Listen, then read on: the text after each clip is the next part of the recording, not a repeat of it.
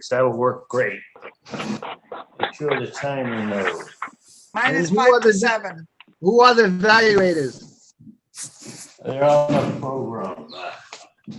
Okay, so I'm evaluating and so is in Paolo.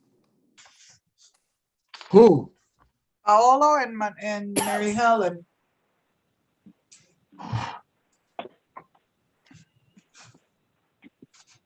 What did you say, Anna?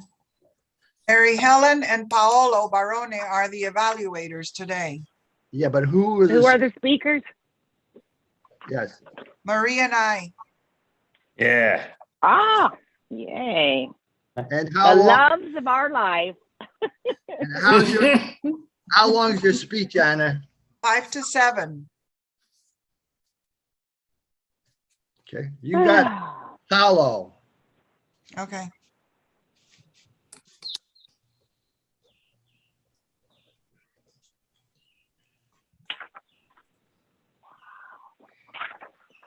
Apparently, my computer doesn't like it when the power goes off and on several times during the day, thanks to FPL, I guess. So I'm on my iPad. Just I put a word of the day in the chat. Great. I won't be. Hi, Chris. Did you go diving? No, but Jim is on his way right now, so he won't be with us this morning. He went diving a few days ago, and he's going again today and again tomorrow. We have Good morning. All right, everybody. This will work. If I can get a cup of coffee out of somebody, I'll pay for it. Yeah. Good morning, everyone. It is now 7 a.m. and it's time for our Earlybird Toastmasters meeting. I am Randolph Bastine, your Sergeant at Arms. The mission of a Toastmasters Club is to provide a supportive environment, a learning experience in which members are empowered to develop communication and leadership skills, which result in greater self-confidence and personal growth. As we continue to meet by Zoom, we ask that you practice good Zoom etiquette by muting yourself unless you're an active speaker. We encourage you to use the chat feature, send a message to everyone or a private message and feedback to a speaker. And now it is my honor to present to you our presiding officer, Toastmaster Paolo Barone. Yes, buongiorno, good morning, ladies and gentlemen, my fellow Toastmasters, my fellow early birds Toastmasters, and welcome guests. I see we have a guest today, Scott May. Welcome to Early Birds Toastmaster meeting. Shortly had a chance to introduce yourself in a few minutes. I want to first welcome you all. Forward to see you all this morning, like every Thursday morning at the peak of the week, of course. All right, let's start with the invocation today by Toastmaster Alita Richmond. The stage is yours, Alita. Take it away. Mr. Presiding Officer, fellow Toastmasters and guests, this is an inspirational message. Everyone has a tiger. That's the thing that snarls at us when we think about making a change in our lives, and it stops us from developing and achieving our potential. But remember that your mindset is yours alone, and something that empowers you and your actions. It's up to you to chart your own path and always think positively. That doesn't mean that you don't have obstacles and crises or that every day is perfect. Surely not. What it means is that when challenges come up, you are able to face them because you know you are living in a world that loves you and you have surrounded yourself by positive, loving people, especially on Thursday mornings. If you believe in the ubiquitous power of the universe, you know that everything happens for a reason, even though you can't figure out the why at the time. This is not easy stuff and it takes a lot of practice. However, if you can tame those tigers and keep working on that belief, you will see that it is true. Mr. President. Thank you. Thank you, Toastmaster Richmond, for the invocation. And actually, today, this is the second invocation. We already had another invocation unofficially before the start of the meeting by Toastmaster Toso. Take care of your body. We had already an inspirational moment. So this is the second one. I want to recognize it to thank Toastmaster Toso for his inspirational moment earlier today. Let's move now with the Joke Master. Pledge of Allegiance. Pledge of Allegiance is next. Yes, thank you, Toastmaster Day. Please. I pledge allegiance To the flag. to the flag of the United States of America and to the America, republic and to the for republic for which it it stands, one nation, one under nation, God, under God, indivisible, indivisible, with liberty and justice for all. Hoorah. Thank you, Toastmaster Day. You are also the Joke Master of the day. Please, stage is yours. As in spirit of Valentine's Day, there was a wicked witch that put a spell on a prince. He was put under a spell that he could speak only one word each year. If he didn't speak for 2 years, the following year he could say 2 words, and so on. One day he fell in love with a beautiful lady. He refrained from speaking for 2 whole years so he could call her my darling. But then he wanted to tell her he loved her. So he waited 3 more years. At the end of these 5 years, he wanted to ask her to marry him. So he waited another 4 years. Finally, as the 9th year of silence ended, he left the lady to the most romantic place in the entire kingdom and said, "My darling, I love you. Will you marry me?" And the lady responded, "Pardon?"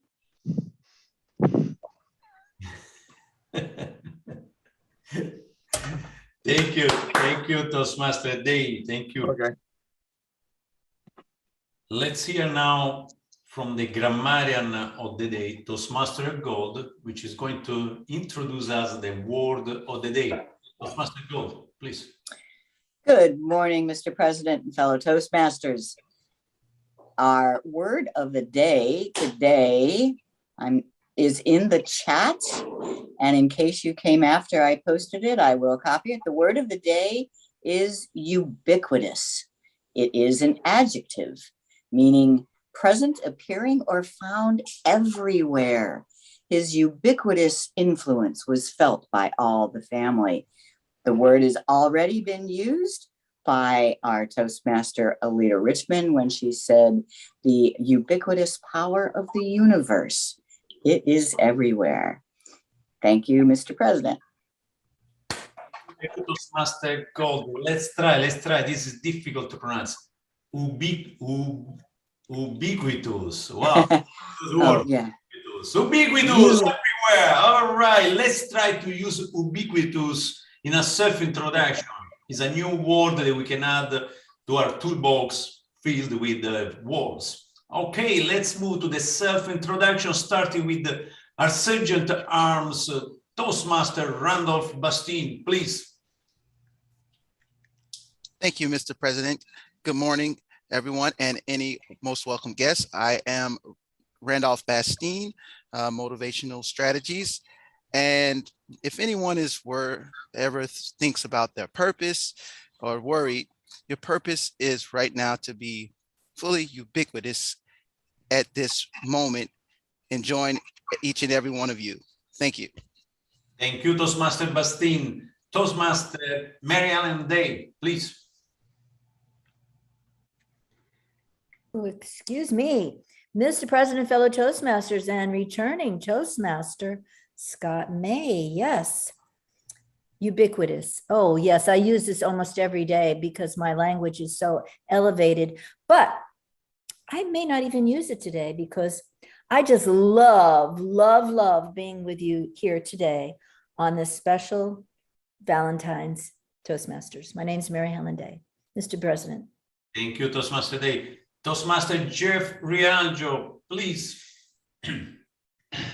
Good morning, Mr. President, fellow Toastmasters, and most welcome guests. My name is Jeff Rialjo. One thing I'm really interested in is culture, and specifically corporate culture. I've seen what I believe is both sides of the spectrum in regards to good and bad corporate culture. And people always ask me my thoughts on how I define that. And the truth is, it's ubiquitous. It's everywhere. It's at the water cooler. It's in meetings. It's at the copy machine. It's going out for happy hour. It's impossible to define. It's there. It's everywhere, but no one can quite put their finger on it. It's a really magical thing. Mr. President. Thank you, Toastmaster Rialjo. Toastmaster Keith Barkley, where are you? I am on Cabbage Key off of Naples and Sanibel Island in the saloon that was the original spot for the cheeseburger in paradise. Jimmy Buffett was here, allegedly wrote the song. I will probably have a margarita with breakfast. I'm unsupervised today. This is good. So this is the only wireless on the island at the moment. That's all I need. Here I am. Good to be here.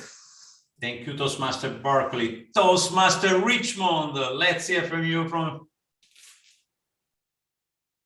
Good morning, everybody from still winter, Southwest Pennsylvania. I'm Alita Richmond. I'm working on Presentation Mastery 4 and Engaging Humor Level 4. Wonderful pathways. Love them both. It seems as if the loss of power, electric power, and our telecommunication problems are becoming ubiquitous. We're all struggling with them. Good morning, Mr. President. Thank you, Toastmaster Richmond. Toastmaster Ilsen, Anna Ilsen, please. Mr. President, fellow Toastmasters, and most welcome returning Toastmaster, Scott May. My name is Anna Ilsen. I'm an Innovative Planner Level 3, Engaging Humor Level 3, and the love that I feel in this group is ubiquitous. Back to you, Mr. President. Thank you, Toastmaster Ilsen. Toastmaster Queen, Tom Queen. Good morning, Mr. President, fellow Toastmasters, and Scott May as a returning Toastmaster. My name is Tom Quinn here in Fort Lauderdale, where it is 57, 58 degrees. And last night I brought my cat into the house again. This is the third time he's been in with cold weather. And he was ubiquitous as he jumped into my bed and snuggled with me the whole night.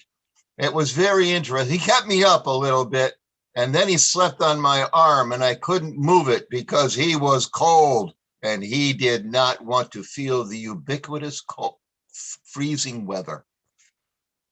Mr. Toastmaster. Thank you, Toastmaster Queen. And let's hear from Toastmaster Marie Rock. Buongiorno, Mr. President. We are at the peak of the week. My name is Marie Rock. I am Visionary Communicator 5 and dabbling in strategic relationships. If I calm my mind and just breathe, I can feel the ubiquitous energy of the universe. Mr. President. Thank you, grazie, Toastmaster Rock. And let's hear now from my paisan, Carmine Tuoso. Toastmaster Tuoso, please. Good morning, fellow paisanos. My name is Carmine Tuzo. Why are we all smiling at this hour in the morning? What is ubiquitous that and is so contagious that it evokes the energy of joy. And that's called, as our good friend Anna said, the love potion number 9, which is ubiquitous in this group. Mr. President. All right. Thank you, Toastmaster Tuoso. Let's see what's next.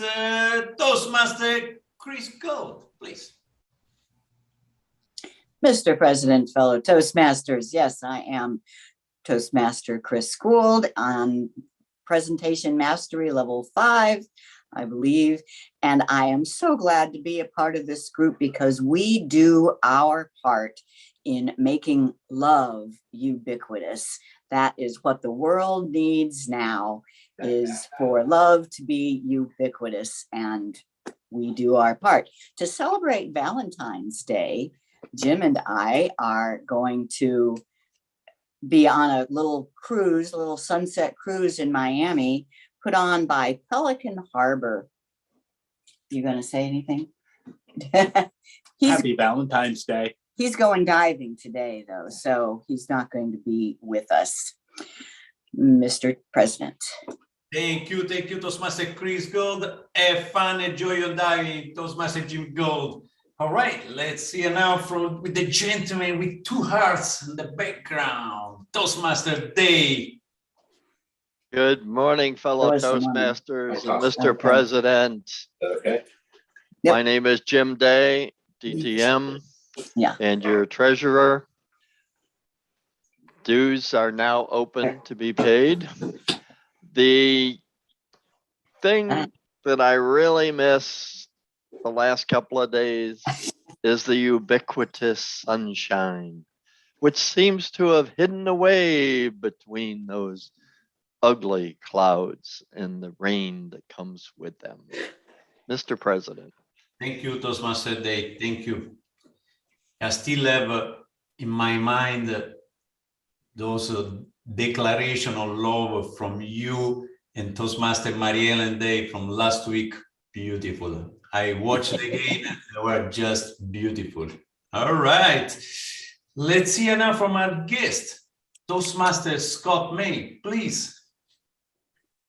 Thank you, Mr. President. Good morning. Wow, so wonderful to see some familiar faces. It's been a while. I guess I joined this group 10 years ago and then was there for 3, and I think I've been away for a few. So wonderful to be here, and I'm back not only to see all your faces, but because continuing our speaking skills is a ubiquitous skill for all of us to have. Glad to be here, Mr. President. Thank you, Toastmaster May.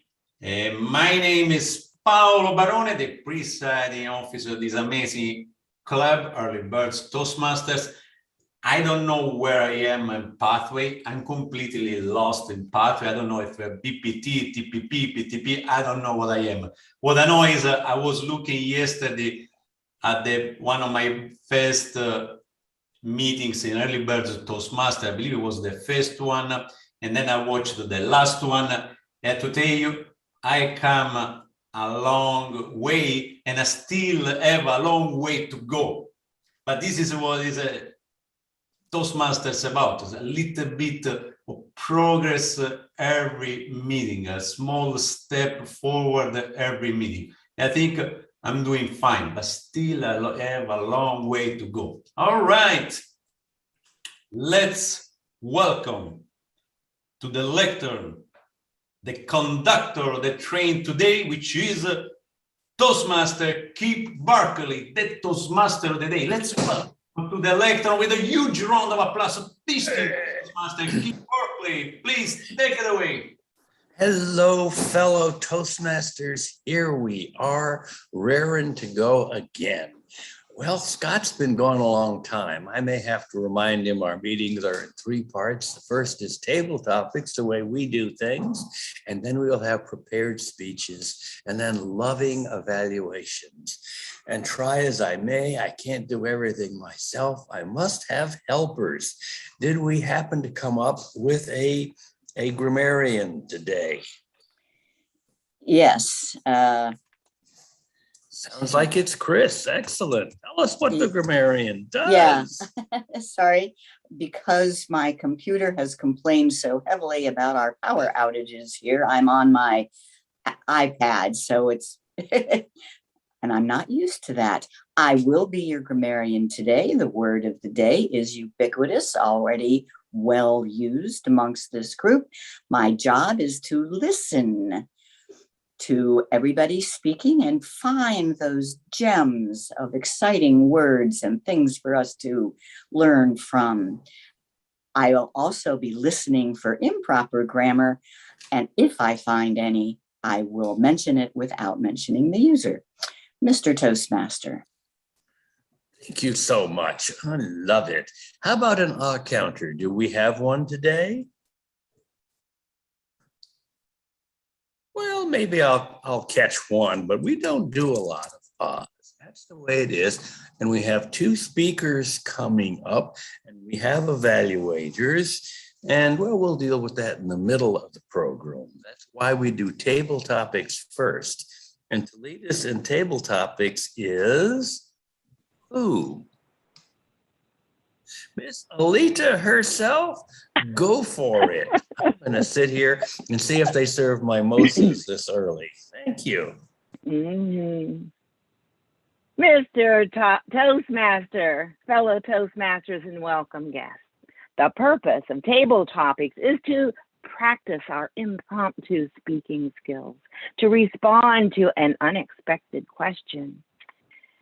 Speaking off the cuff, so to speak. And these skills are very valuable in all walks of life, in all kinds of business, and particularly in social relationships. Mr. Timer, please explain the timing requirements for table topics. Thank you, Madam Table Topics. Okay, table topics time is 1 to 2 minutes with a 30-second deviation, only at the end to qualify. I would turn green on 1 minute, turn the amber light on at 1 minute and 30 seconds, and the red light at 2 minutes. And after that, you'll see a lot of flashing everywhere. And that's it. Back to you, Madam Table Topics. Thank you. Excuse me. Thank you, Toastmaster.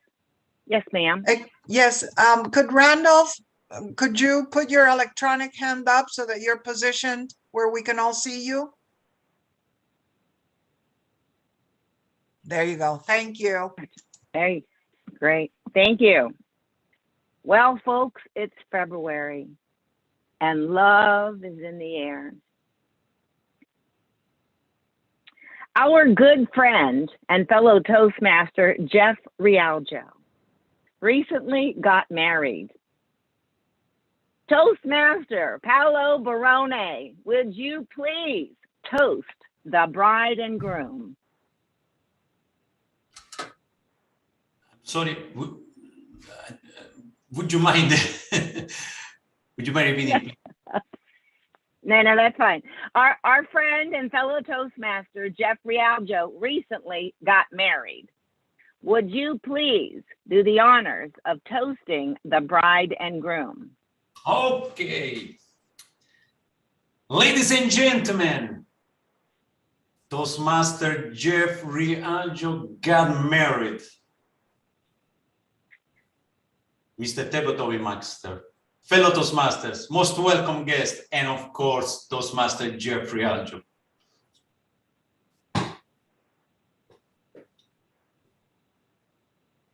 I've been married for 15 years. It's a long time, but I enjoyed every minute, every moment of this experience. I wish you, your beautiful wife, not 15, not 30, not 45, 100 years of happiness together, because there is nothing like finding love. There is nothing like finding the real woman of your life. That's when everything is not important anymore. That's the moment when you forget about everybody, everything else.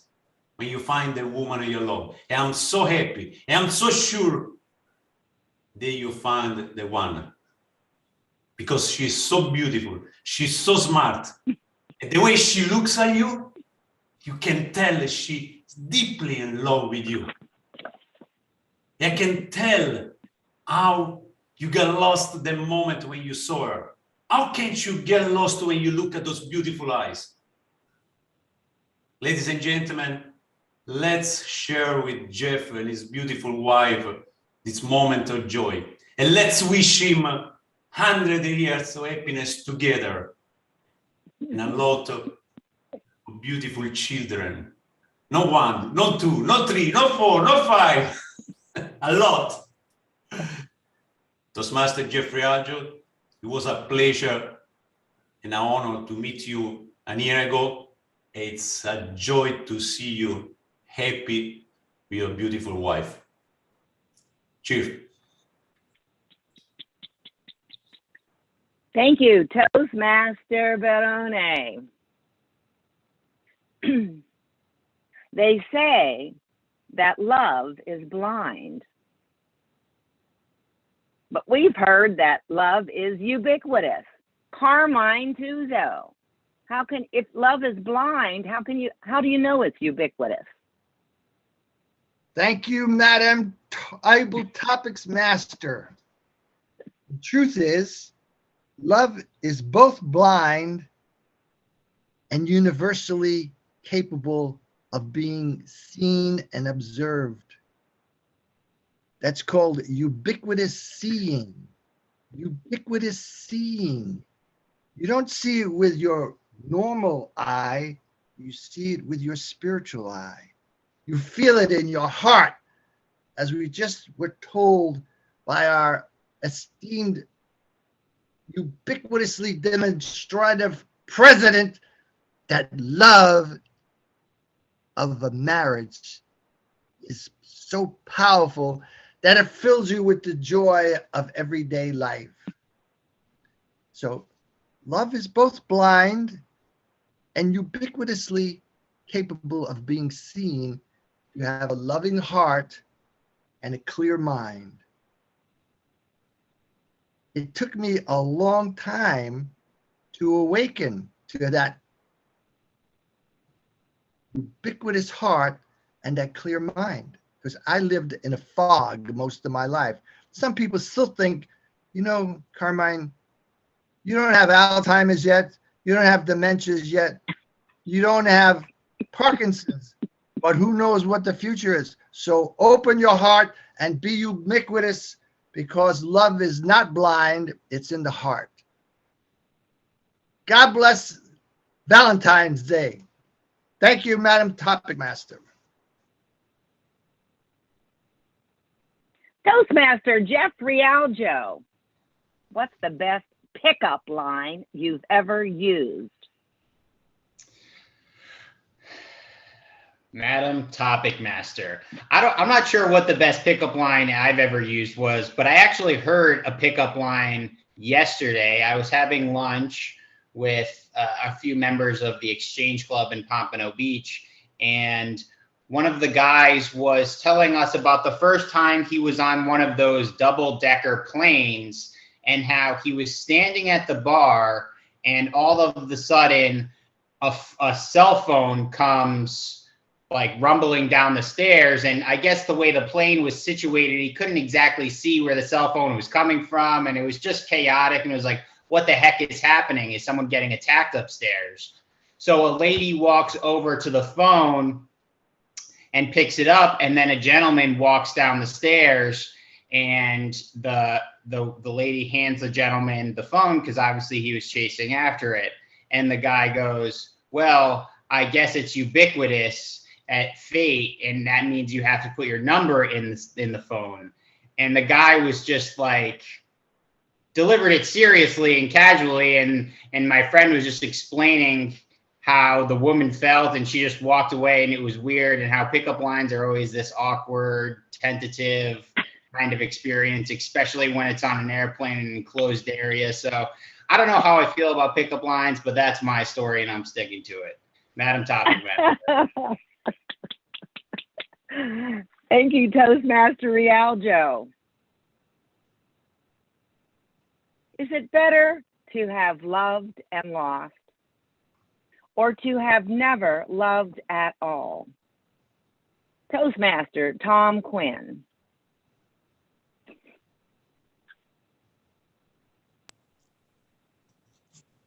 Madam Topic Master, I refuse to answer on the grounds that I might be self-incriminatory. It's a Hobson's choice. If you don't love, or if you've never been in love, you don't know what another person can do to stretch you, to improve you, to help you grow. If you do love, then in that event, you do have an opportunity to grow, but it is painful. It is the opposite sides of the same coin. I love you, I hate you, you make me do what I don't want to do, but I'm a better person because you've done that to me, because I wouldn't have done that myself. If that makes any sense, it is a conundrum. It is an opposite. And maybe that's what we all are, opposite, ubiquitous opposite, insane people. Love is not anything other than a madness in some cultures. Mad with love, crazy with love. And then it boils down to an even tempered affection. It grows if it's fed properly. It needs sunshine. It needs water. It needs patience. It needs kindness. If it lacks that, it is destructive. We've all known people, and perhaps ourselves have been in destructive relationships, and they bear a heavy cost. But love brings you to a peace with yourself and a peace with your purpose. Thank you so much for asking. Why couldn't it be a Disney cartoon or something calm like a Donald Duck? Come on, give it a break. Yay. Thank you, Toastmaster Quinn. I knew you could offer us a different perspective on that. You did. Toastmaster Scott May. Have you tried online dating? If so, how did it go? And if not, would you? Thank you, Madam Table Topics Master. Online dating. Well, fortunately for me, I got together with my wife before online dating was a thing. So I am grateful for that. So we met at our local congregation and have had many good years together. But if somehow I had to try online dating, I absolutely would. Just like we're doing online Toastmasters. It works, a chance to connect and see each other.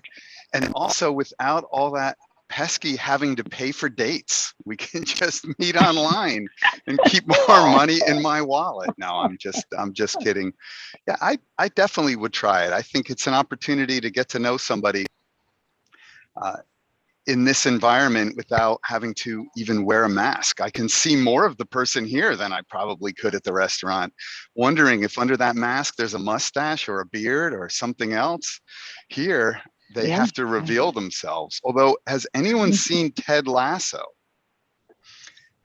In Ted Lasso, they are dating with an app that's created where you don't see the other's picture ever. So you're just doing it through messaging, and you end up with someone who you match with based on the conversations as opposed to the look or the age or heck, even the gender. One can't tell because you're using pseudonyms even. So anyway, fun show if you ever want to see it. So yes, Madam Topic Master, I would try online dating. Yay. Okay. Those are some good points that you bring out there, but I don't know. Woo, I wouldn't want to spend a whole lot of time getting to know somebody and not be able to see them and then all of a sudden be freaked out when I do. Sorry. Let's see here. It's good for sitcoms, though. Toastmaster Jim Day, what do you wish someone had taught you a long time ago about relationships? Thank you, Madam Topic Master. My father actually taught me a lot about relationships, so it's not what he didn't teach me, it's what he did teach me. He said the relationships needs to be, with your spouse, needs to be a partnership. Equality, not to be dominant and submissive. But he did give me a few words of wisdom that I have shared before. One is that you, as the husband, you should always get the last word in every conversation. Yes, dear.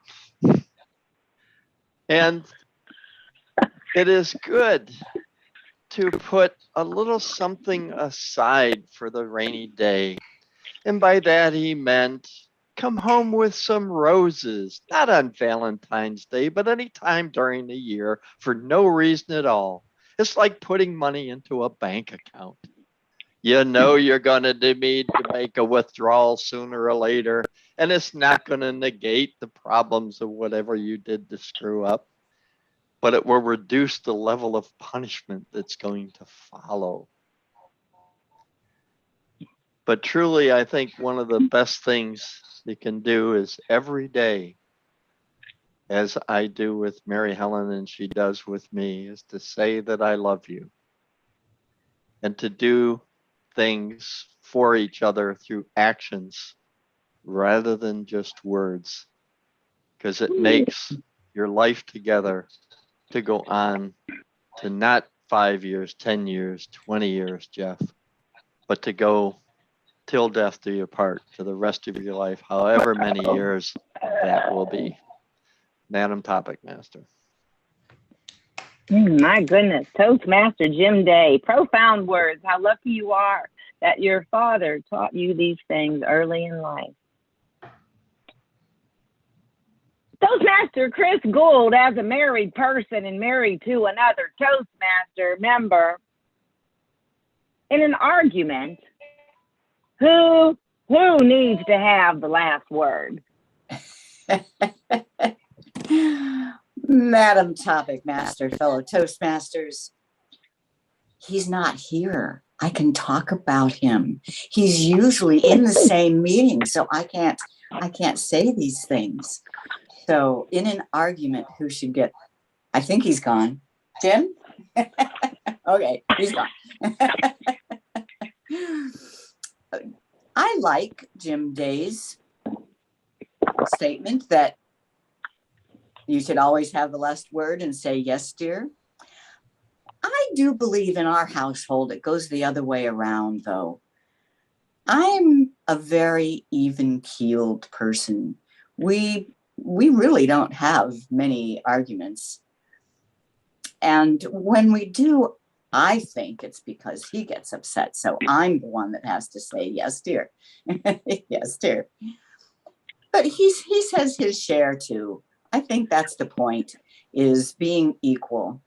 So I don't always have the last word. He doesn't always have the last word.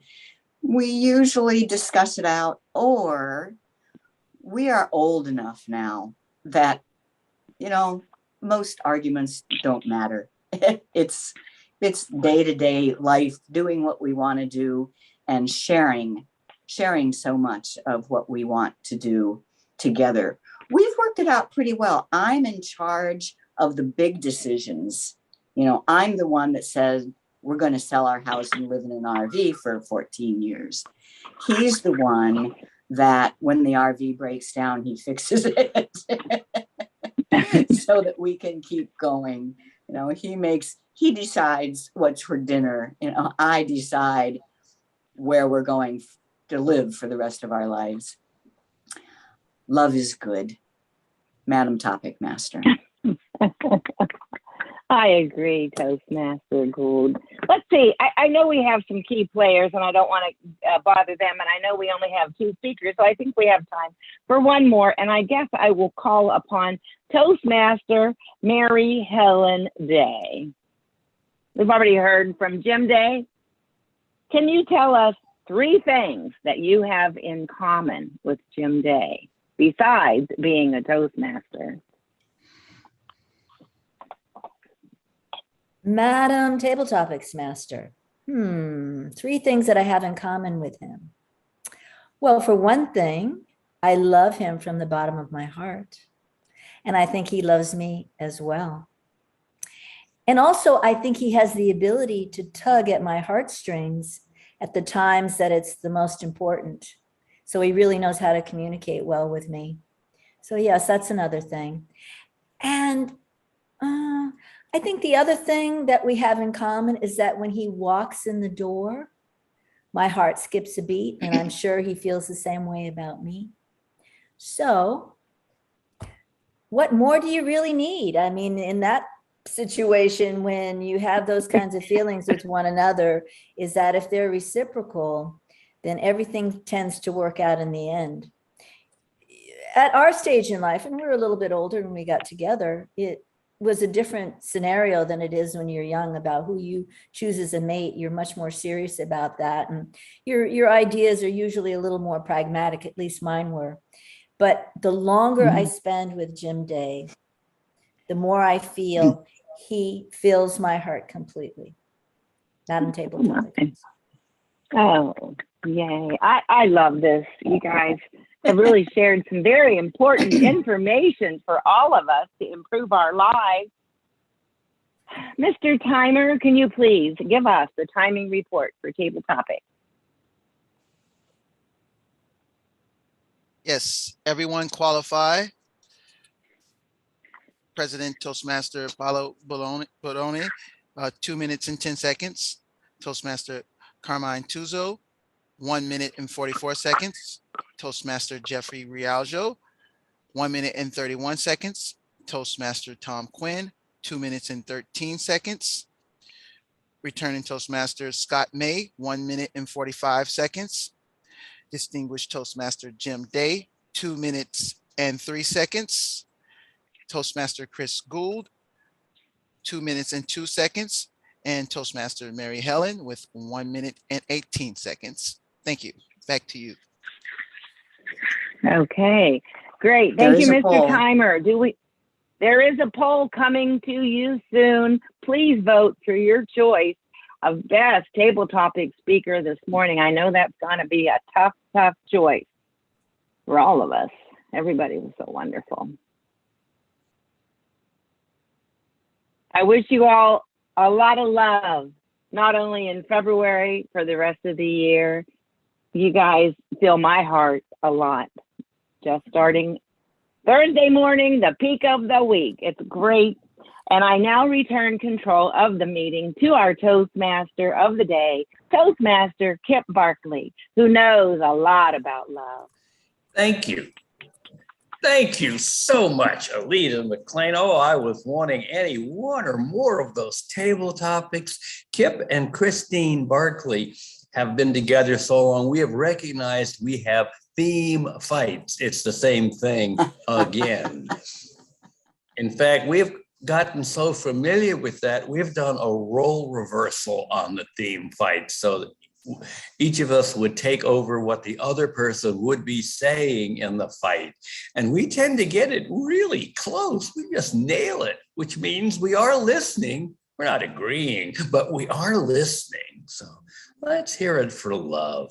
Okay, let's have a 5-minute recess. My big decision is, will I have a margarita with breakfast at 8:30 or not? Because I'm in a place known for alcoholics and Jimmy Buffett. Okay, we have our 2 speakers. We have intros. If the timer has that, go get coffee. I just got mine.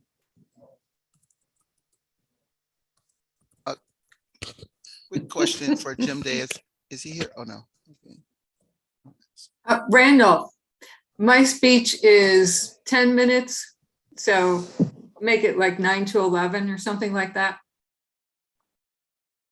Okay. Thanks. Randolph, did you have a question of me? Yeah, yes, I did have a quick question about dues. Zero. Can you just like use the same thing, or we have to send it, or is it like an automated thing? You could just charge it It's on the website. on the website? Okay. All right. Yep. Thank you. Plain old PayPal on the website. Armani, I'm sorry. Who am I evaluating? Okay. General evaluator knows that, and I'll look at the program and You're evaluating Anna Ilsen. Anna Ilsen, Paolo. Right. Thank you. She's first. She's a speaker one, right? Yeah. Let's, whatever the order is on the program, it is what I am following. I go look here. I don't have lots of paper around me, so I'm nervous.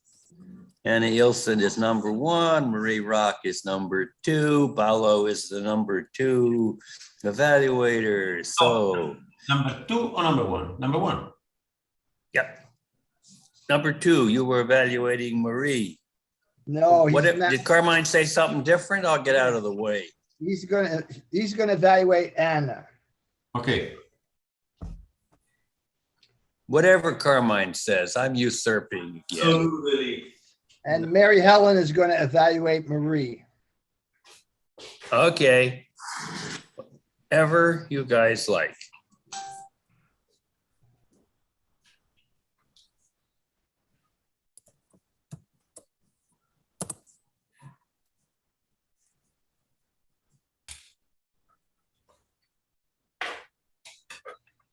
Becky Jo, you missed a great table topics. And she's a lover too. You know, she would have liked it. I've been called a lot of things, but not a lover. Alita gave us love themes for Valentine's. Well, she'll be able to watch the recap and the YouTube link. That's right. The instant replay.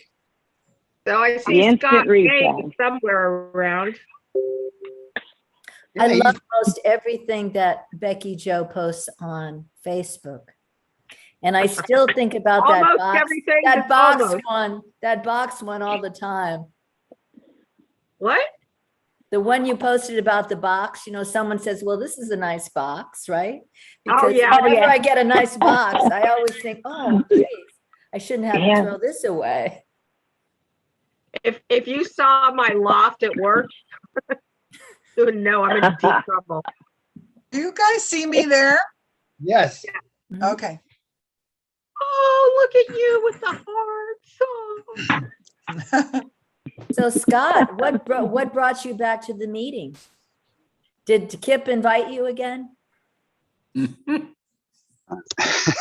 I do I cross paths with Kip on a regular basis, and each time, and Pam, is Pam still involved? Yes. Yeah. Yeah, and I she's see. here. Yes. I see Pam regularly as well, all on Zoom. I don't think I've seen either of them face to face for a couple of years, and it always reminds me. And I've been thinking about it for a few years, and then yesterday or 2 days ago, I just reached out to Kip. Kip, I'd like to come back. Could I come back? And he said yes. So I decided to try it out for a bit. You know, it's this is early in the morning, I have to say. As always, appropriately named. So I don't know. I have to see if I can do it. I may not be There's as no tough better as you all. way. There's no better way to start your day. You don't have to travel. You do it right from your bedroom. Love it. It's a great way to start the day. It's just when it starts. I sent word to Pam that I'm in the saloon and where the Wi-Fi is. I haven't seen her show up. I'll buy her breakfast if she does. It's time to get back to the meeting now. I think so. Let's get this meeting back together. I called this meeting of Earlybird Toastmasters back together. Here we do our prepared speeches. But before we can do that, we must hear from our timer. Randolph, what's the word on this timing? Okay, so we have 2 speakers today, and time, as far as the time required, it's one of our speeches is a 5 to 7 with a 30-second deviation at 5 minutes. I'm sorry, at 5 minutes, I would put on the green light, and at 5 minutes and 30 seconds, I would put on the 6 minutes, I'll put on the amber light, and at 7, I'll put the red light on, and before 30 seconds after, I'll start flashing all the lights. And then we also have a 10-minute speech today. At 10 minutes, I will put on the green light, and no, I'm sorry, yes, it's 10 minutes, so I'll put on the green light. You know what? I'm sorry, because there's a 5 to 7. So how does a 10-minute work? So I put on a green light at 9 or 10 minutes? Sorry about that. 9 will work great. 9? 9, Okay, so 10, and 11. No, 10, 11, and 12. Oh, okay, so it's a 10 to 12. Okay, all right. So yes, it's a 10 to 12 minute. So I'll put the green light on at 10, 12 minutes, the amber light, 12. No, the 11 red. minute. Yeah, 10, 11, and 12. Okay, so the red light at 12, and before 30 seconds, we'll start flashing. Thank you. It was interesting. Excellent. Excellent. All righty.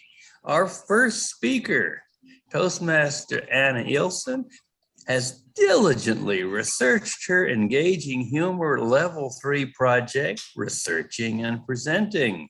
Her resources have been the Whitman Sampler website, Flowers to Go, and Love Cards Galore. Her favorite pastime on Valentine's Day is skipping through a field of oxeye daisies. The title of her speech is He Loves Me Not. I present to you our Anna Ilsen. Mr. Toastmaster, fellow Toastmasters, and welcome guests. The following message is strictly for mature audiences. So please, your pets and children may get offended. Remove them now. It is not your typical love story. Let's begin at the beginning. The origins of Valentine's Day is the Roman pagan holiday of Lupercalia. The feast was named after Lupercus, the protector of farmers, who today are Amazon sellers. Harvests today are lattes, and packs of wild animals. Today's boy bands or K-pop. It was held for centuries in mid-February, even up to 150 years after Christianity was legalized in the Roman Empire. What? You mean to say that Christianity was illegal? Who knew? Well, the old becomes the new again, as you know, and at this juncture, I think Christianity seems to be turning illegal again. But back to racy Rome. Lupercalia celebrated fertility. Men stripped naked and sacrificed a goat and a dog. Young boys would then take strips of hide from the sacrificed animals and use it to whip young women to promote fertility. It makes perfect sense. This is likely where General Butt Naked got his routine. Fast forward to the 5th century. Pope Claudius appears on the scene and banned Lupercalia. A born worrywart, he fretted that the masses would stray from Christianity and revert back to their merry pagan ways. Soon after, to curb any strays, the Catholic Church declared February 14 to be a day of feasts to celebrate the martyred Saint Valentine. The first Valentine card dates back to 1415, when the Duke of Orleans sent a card to his wife while he was a prisoner in that spooky Tower of London. Solitary confinement inspires love messages in very unexpected ways. In the US, Valentine's Day cards didn't gain popularity till the Revolutionary War when people started sending handwritten notes to their sweethearts. It was only in the early 1900s that Hallmark came into existence, and after that, there was no turning back. Valentine's Day is still not celebrated in countries like Indonesia, Saudi Arabia, Malaysia, although I hear they still engage in whipping women for sure. But Hallmark has been unable to penetrate, pun intended, those markets yet. In India, some conservative political parties oppose Valentine's Day because they believe the holiday promotes Western values. What? You mean to say that women should be cherished and respected? Oh, the horror of it. Well, whether you celebrate Valentine's Day or not, either by choice, by fate, or otherwise, our ability to love has connected humans for centuries, from the Romans till today. Sure, we may no longer whip each other with sacrificial hides, except consensually in the privacy of our boudoirs, and definitely while wearing N95 face masks to prevent the spread of unrelated germs. But we all enjoy treating and being treated, or mistreating and being mistreated by others, popularly known as S&M. I remind you, after a certain age, couples that engage in that type of behavior, it's about scrubbing and mopping. Valentine. Among the myriad of saints of the Catholic Church, 2 were called Valentine. They share so many similarities that many researchers think that they're the same person. Both were martyrs put to death by the Roman emperor in the 3rd century. Both men were also said to have died on February 14, although years apart.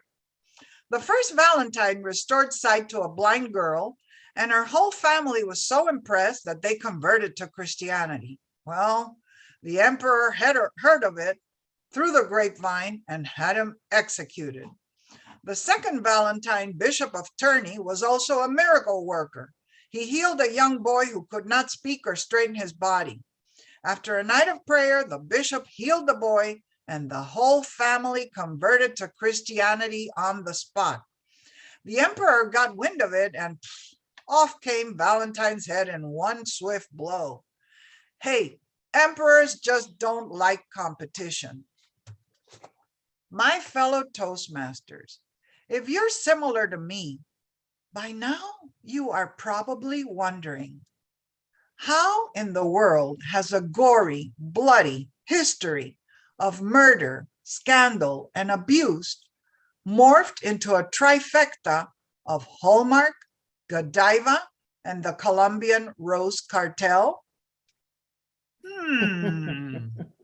A TED Talk on turbocharged marketing is in the making. Mr. Toastmaster. Thank you so much, Anna Ilsen, for your romantic take on the history of Valentine's. I am so inspired. I wonder what I can take from this saloon back to our cabin to my beloved when I stumble in after the margarita. Yes, well, we'll see. We have a double treat today. We're going to now get to hear from Toastmaster Marie Rock. Why? She is dealing with storytelling, another level 3 Pathways project, always a good one. Toastmaster Rock has chosen a most unusual love story for our Valentine meeting. It is a story of love on many levels. Love on many levels, our very own Marie Rock. My Toastmasters and friends, this morning I will tell you a love story that fascinated my mind and captured my heart from the very first time that I heard it. It is a love story of love that is both unrequited and consummated. How can this be? It is the story of Babette's Feast by Karen Blixen, also known as Isak Dinesen. Here we are in a small Danish village nestled between 2 mountains. It looks like a children's toy village with gray and pink and yellow houses. In the yellow house lived a minister whose wife had passed away. He lived with his two daughters, Martine and Philippa. They did not own anything of fashion. The two just wore plain, drab, gray clothes. The members of the minister's congregation renounced all pleasures of this world, for the earth and all that it held to them was but a kind of illusion. And the true reality would be the new Jerusalem toward which they were all longing. Now, although the sisters renounced worldly beauty, they had it. They possessed a natural, ethereal beauty. Young men would attend services just to get a look at them. Both Martine and Philippa caught the attention of visitors to their town. The young soldier, Lorenz Lundheim, and the great opera singer, Achille Papin. The soldier and the opera singer were enthralled and transformed by the beauty of Martine and Philippa. But alas, the girls had chosen to stay with their father, who said they were his right and his left hand. Well, 15 years pass. The minister has died, and the sisters continue to visit and take care of the elderly congregation, when on a cold and rainy night, there is a knock on the door. When Martine and Philip open the door, in walks a dark, palely, frighteningly white woman with a bundle under her arm. She takes one step forward and falls down in a dead swoon. When the sisters revive her, she produces a letter from the opera singer, Achille Papin, introducing the woman as Babette, explaining that her husband and son were killed by soldiers, and indeed her very life was in danger. He hopes that the sisters in their kindness will take her in, and mentions that she can cook. The sisters say, "Oh, we cannot afford to take you in." Babette pleads that if they do not take her in, she will die. Babette arrived haggard and wild-eyed like a hunted animal, but in her new friendly surroundings, she soon acquired an appearance of a respectable and trusted servant. She appeared to have been a beggar, but she turned out to be a conqueror. Her quiet countenance and her steady, deep glance had magnetic qualities. Under her eyes, things moved noiselessly into their proper places. The people of the small village did not know that Babette was the most renowned culinary genius in all of Paris. She maintained a contact there who renewed her lottery ticket every year. Another 15 years pass, and Babette wins the lottery. 10,000 francs. It was more money than any of them had seen in their life. Now, this was the same year of the 100th anniversary of the minister's birth. And Martine and Philippa had planned to gather the congregation in his honor in hopes to renew the spirits of those who had become surly and cantankerous. Babette asked the sisters if she could prepare a proper French meal in the minister's honor. And the sisters say, "No, no, no." But Babette says, "In 15 years, I have asked for nothing but this." So the sisters agree. Babette leaves for 10 days to begin preparations for the occasion and to gather what she needs. Well, wheelbarrows of supplies start coming to the door. There are cases of wine and produce and a large hissing turtle. The sisters and the townspeople are frightened of this French fare, and they make a vow between them to not enjoy the meal. Now, as the date approaches, there comes a request for an additional guest. And it is the young soldier that had originally fallen in love with Martine, who was visiting his elderly aunt. And he needed to clear his mind. He had risen to the rank of general. He had married a smart and beautiful woman. He had gained favor in the high court. And yet, there was something that was bothering him. So on the evening of the celebration, as he traveled in the sleigh with his elderly aunt to the sister's house, he decided he would dominate the conversation because in his youth, he was tongue-tied in their company. The church elders arrived to a house that was warmed by a fire that was scented with juniper twigs. The table was set with crystal and silver that the sisters had never seen before. And the candle glow lit the entire length of the table. The elders sang the favorite hymns of the minister. The glasses were filled with fine French wine. And the most sumptuous food was served. The general was astonished. How, in this austere place, could this sumptuous feast be before him? When he commented to the other guests, they would just say, yes, of course. He thought he was going mad.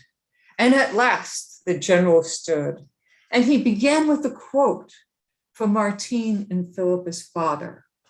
Mercy and truth, my friends, have met together. Righteousness and bliss shall kiss one another. Man in his weakness and short-sightedness believes he must make choices in his life. He trembles at the risks he takes. We do no fear. But no, our choices are of no importance. There comes a time when your eyes are open and when you come to realize that mercy is infinite. We need only await it with confidence and receive it with gratitude. Mercy imposes no conditions. And lo, everything we have chosen has been granted to us. And everything we have rejected has also been granted. Yes, we even get back what we rejected. For mercy and truth have met together, and righteousness and bliss shall kiss one another. And with that, the general took his seat. The feast had opened the general's eyes to the splendor of man, to the squalor of man, and to the splendor of God. And the feast accomplished even more than that. The men and women who had long held grudges against each other were reconciled and once again friends. When Martine saw the general to the door with a candle, as she had 30 years before, he looked into her eyes and said, I have been with you every day of my life. Do you know this is so? And Martine said, yes. And he said, I will be with you for every day for the rest of my life. And with that, they parted. When all the guests have departed, the sisters went back to Babette to thank her for a very good meal and said she would be missed by all when she returned to Paris. Babette said, how will I go to Paris when I have no money? The sister said, you have 10,000 francs. And Babette said, that is the cost for a fine French meal for 12. And the sisters were aghast and said, now you'll be poor, Babette. Babette replied, I am a great artist, and a great artist is never poor. And so the great love story ends. The great love of God who gives us all, even that which we thought we had lost. The great love and generosity of Babette, who gave all of her money to transform everyone with her artistry. And so I leave you this tale of love to ponder. Mr. Toastmaster. Thank you so much, Marie Rock. Two wonderful stories. Toastmaster Bastine, how did our people do with their timing? Both speakers qualified. Toastmaster Anna Ilsen with 5 minutes and 51 seconds. Toastmaster Marie Rock with 11 minutes and 2 seconds. Thank you. Back to you, Toastmaster. Thank you. It's always good to give the time. Some speakers say they should use all the time they have. So they wait till they talk till the red light and then wrap it up. But we can't wrap up yet. We need to have our loving evaluations, and to lead us in that is Carmine. There's a poll. Huh? Oh, yeah. Oh, we want you to vote. These are all so good. Whatever shall we do? Submit some. I like these polls. This is so easy. See, Scott May, we've learned a bunch of Zoom around here. We're getting pretty good at that stuff. Okay, now we'll move on to evaluations. And leading in that is our general evaluator, Carmine Tuso. Thank you, Mr. Toastmaster, and thank you, fellow Toastmasters, for an exquisitely interesting, fascinating, ubiquitously informative meeting on all levels. We will have 2 evaluations, and our timer is going to tell us the timing requirements for each evaluation. Mr. Timer, our 2 timers are Paolo Baroni and Mary Helen Day. And what are the timing requirements? Thank you. Timing requirements for evaluations is 2 to 3 minutes with a 30-second deviation.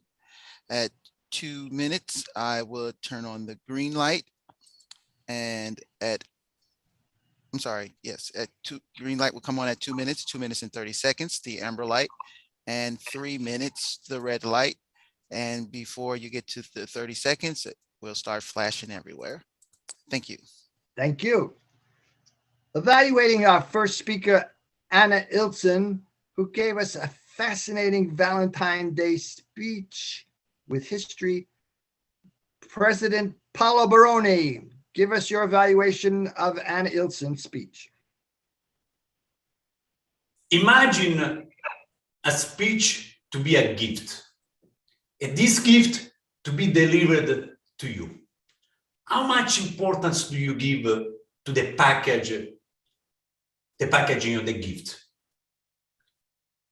A good packaging of the gift can increase the impact of the gift, and a bad packaging of the gift can decrease the impact of the gift. Ladies and gentlemen, Toastmaster Ilsen's speech today, her gift to us, was packaged in an amazing way. Her appearance on Zoomland is sublime. The background, her choice of wardrobe, the blouse, the jacket, the scarf, the colors, everything is perfectly integrated.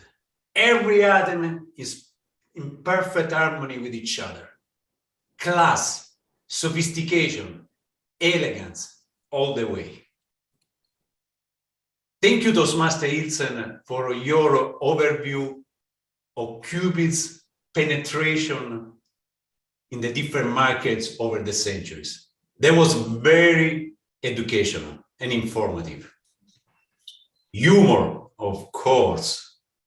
Who doesn't know Toastmaster Ilsen's humor capability and ability? The speech was filled with humorous moments. Excellent.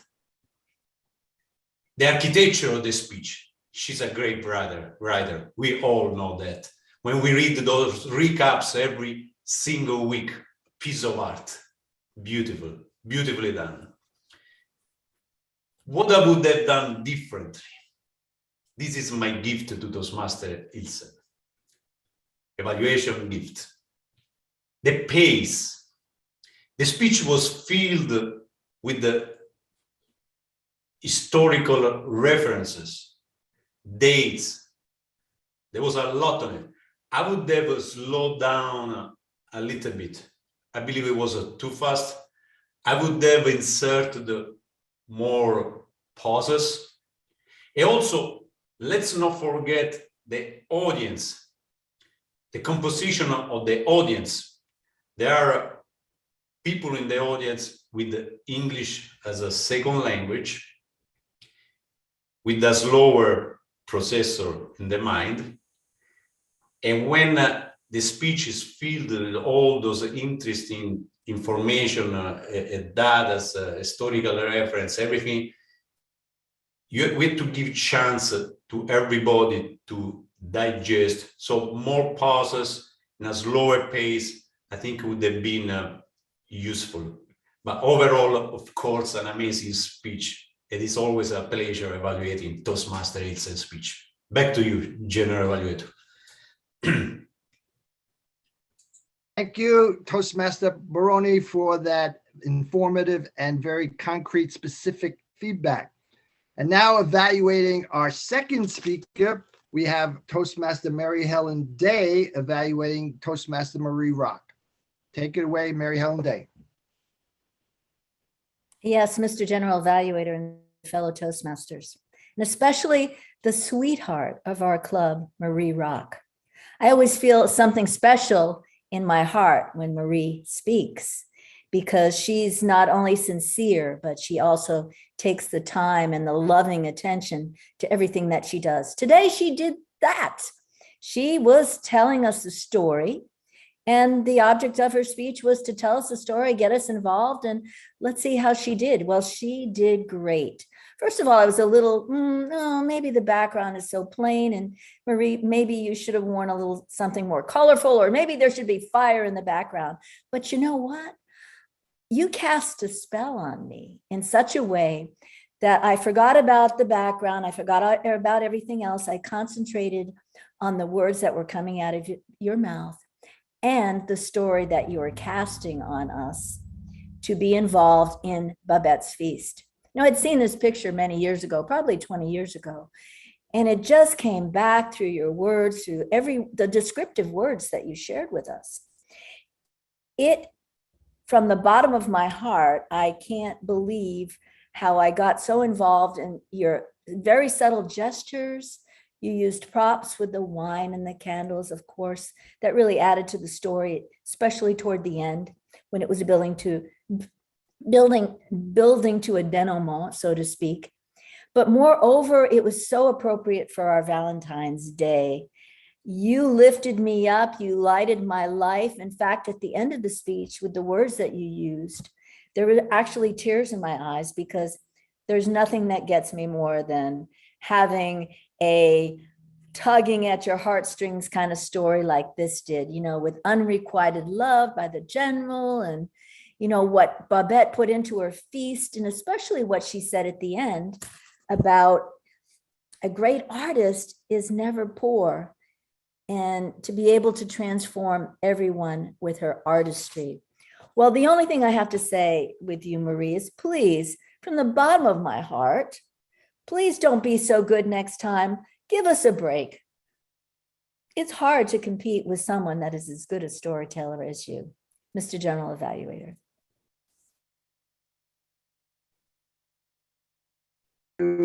Toastmaster Mary Helen Day. Let's hear from our timer. How did the evaluators do with regard to time? Both evaluators qualified. Toastmaster Paolo Bononi with 3 minutes and 15 seconds. Toastmaster Mary Helen with 2 minutes and 28 seconds. Thank you. Back to you. Okay. I'm going to give my overall evaluation now, and then we'll hear from our counter and our grammarian. I'm going to launch. I'm sorry. I was going to also launch the polls now. Okay. I'm always awed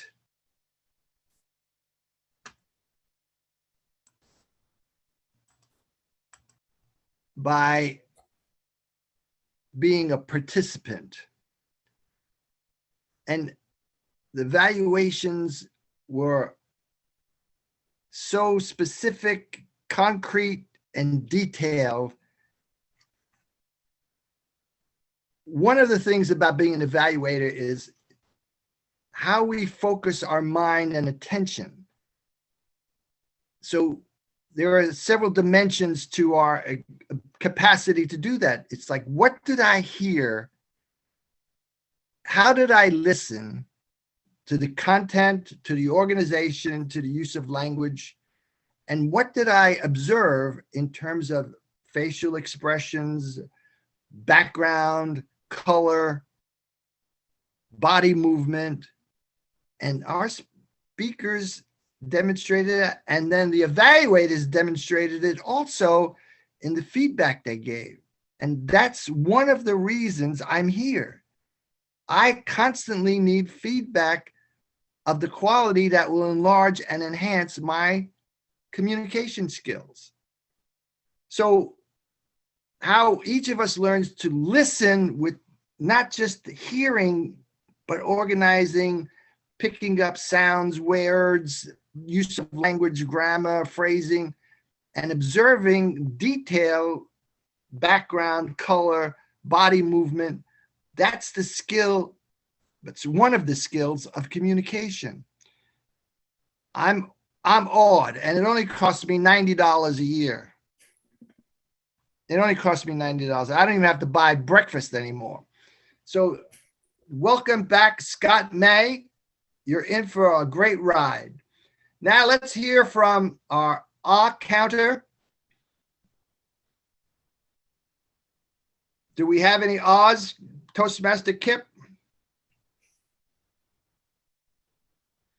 I heard no Oz at all. We are really good at this. Maybe Scott's been away so long, he'll have more for us next time, but nobody's doing Oz around here. This is great. I heard a few. I hope the rest of you started listening better. I heard a few. And now let's hear from our grammarian Toastmaster, Chris Gould. Mr. General Evaluator, fellow Toastmasters, lots of interesting language today, as usual. Several people used the word ubiquitous. I ended up liking that word even more than when I suggested it, although there were a few, I would say, tortured uses of the word. Ubiquitous is an adjective. That means that it modifies a noun. I'm not sure that ubiquitous opposite, it's supposed to be a thing, something that can be omnipresent is a synonym for ubiquitous. And someone else also added an ly to the end of it so that it could be an adverb. 4 syllables is enough. Ubiquitously, I don't think is a word. But those were all the negatives I heard. Other than that, Jim Day, say I love you with actions, not just words. Mary Helen, tug at my heartstrings. Kip, wish you all a lot of love. And let's hear it for love. I like that one. Anna Ilsen, who has ever heard of Lupercalia? Okay. Spooky Tower of London. Hallmark has been unable to penetrate some countries. Ability to love has connected humans throughout history. I really like that one. And emperors don't like competition. Marie, fascinated my mind and captured my heart. Now, I think she was reading a story. Is that right? So these aren't necessarily her words, but some really good words in here. Natural, ethereal beauty, quiet countenance to describe someone's look. Quiet countenance and magnetic eyes, surly and cantankerous. That describes a few people I know. Righteousness and bliss shall kiss one another. And that is my grammarian's report. Always fun to listen to this group. Mr. General Evaluator. Thank you. Thank you. My overall thoughts about this group is we start on time, we end on time, and time consciousness is part of life. And so how we cram into these 90 minutes, everything with skill, sincerity, authentic, sincere care and concern enriches each of us in a way. So I want to pay particular attention to certain people during table topics. I was very impressed with Tom Quinn's ability to use variety of language, ubiquitous, opposite, tepid affection, conundrum, opposite sides of the same coin. Scott May tried online dating, Zoom. It works. This is a dating Zoom online program. I don't have to take each of you out for dinner or coffee. I meet you every week on Thursdays on a Zoom meeting. Is this a date? Well, maybe it is, and maybe it isn't. I don't know, but it is a date for me. Jim Day with his love relationship, and then Mary Helen Day with her love relationship. Chris Gould, she talked about her husband with great affection. Jeff got toasted for his marriage for maybe 100 years of joy. This is a group that fills me. And I'm not dating any of you. I'm not taking you out for lunch or dinner, but we have a date every Thursday. I love being here. Mr. Toastmaster. Thank you so much, Carmine. Another wonderful meeting. So glad I can make it. If ever you are considering camping out in a restaurant corner, wearing earphones is good. You don't irritate them nearly as much. Maybe a little boom mic on me would keep back the background noise, the raucous music, the crashing of pans, but it worked very well. So what a great meeting. I don't have who won. We can ask our ballot counter. I think that's Miss Chris. All Who's right. won what here? I did the ballot You count. did it. Well, yes. then we'll ask you because you're the one that knows. Okay. Okay. Well, for best table topic, we have Toastmaster Tom Quinn. Yay! For best evaluator, we have our president, Toastmaster Paolo Barone. Yay, yay, yay. And for best speaker, drum roll, we have Toastmaster Anna Ilsen. Yay, yay, yay. Romance is in the ear. Well, great meeting. I'll give it back to our president and then we'll do sign ups. Thank you. Thank you, Toastmaster, distinguished Toastmaster Kip Berkeley, for conducting this amazing train. And I completely agree with my paisano Toastmaster Tozzo. This meeting every Thursday morning is really fulfilling.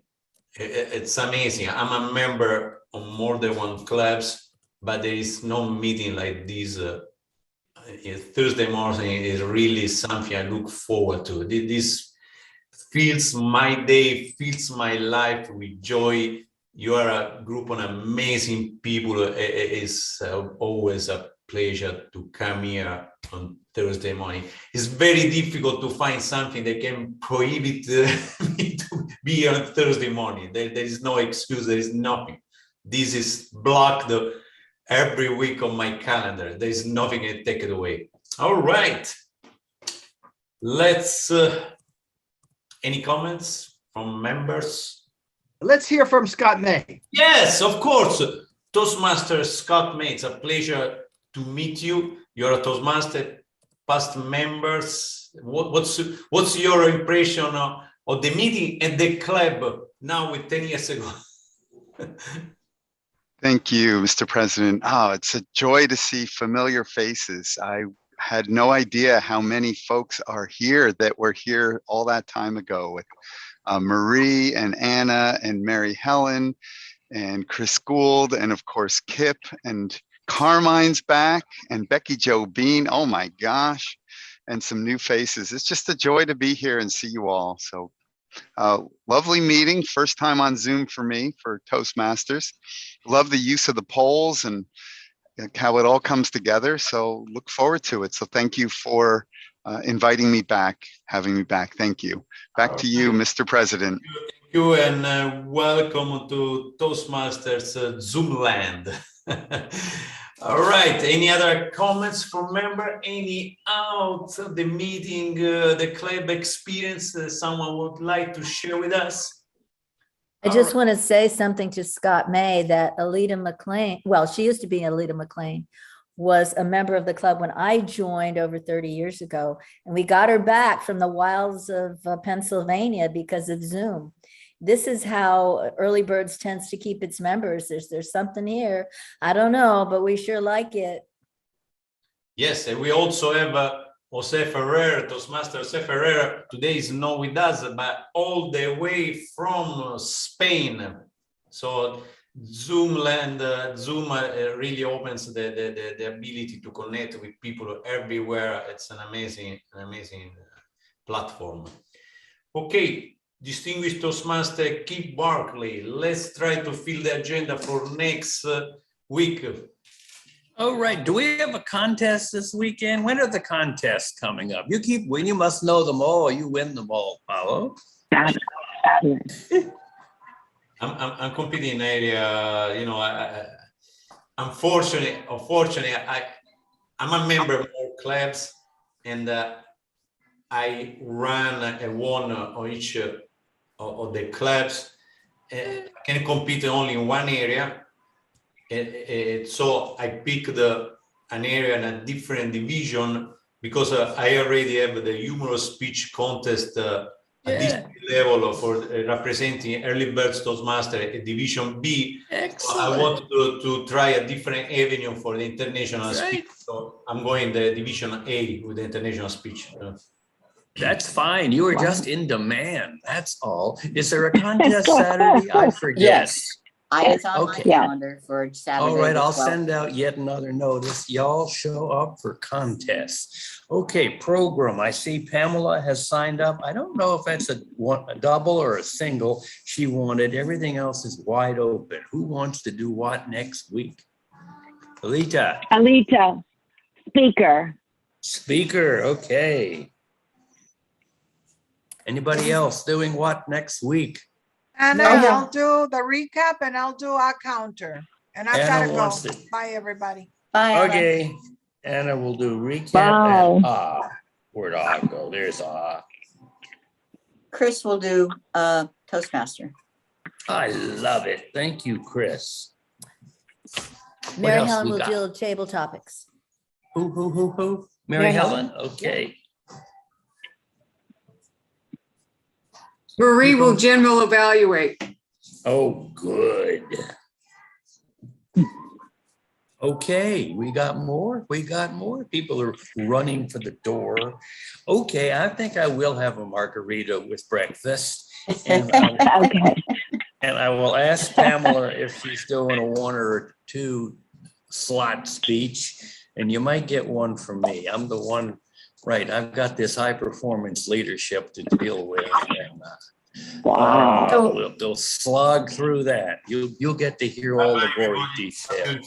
Okay, bye, thank everyone. you. Have a good week. Happy Valentine's Day. Happy Valentine's Day.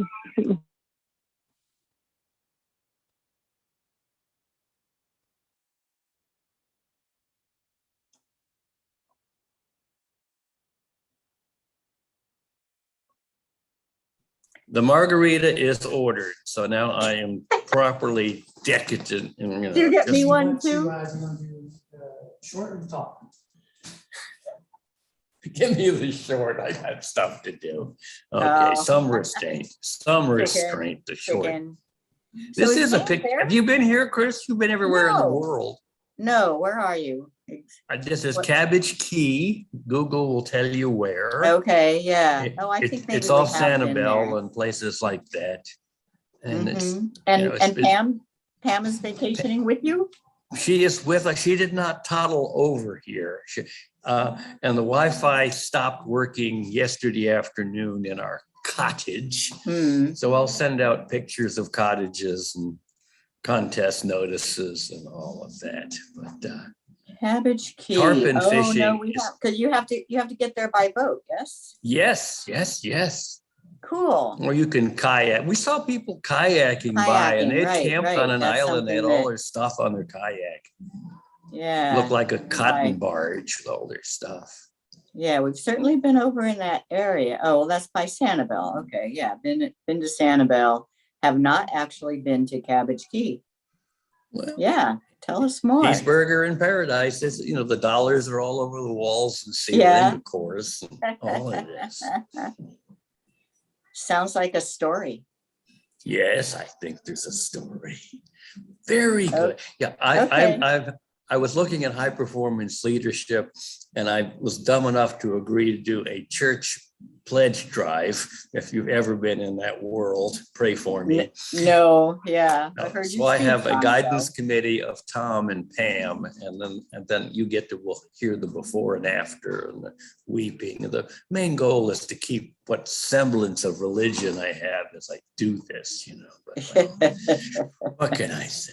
Thank you so much for all you do. I'm gonna go away Okay. here, get my margarita. Have Take fun. care.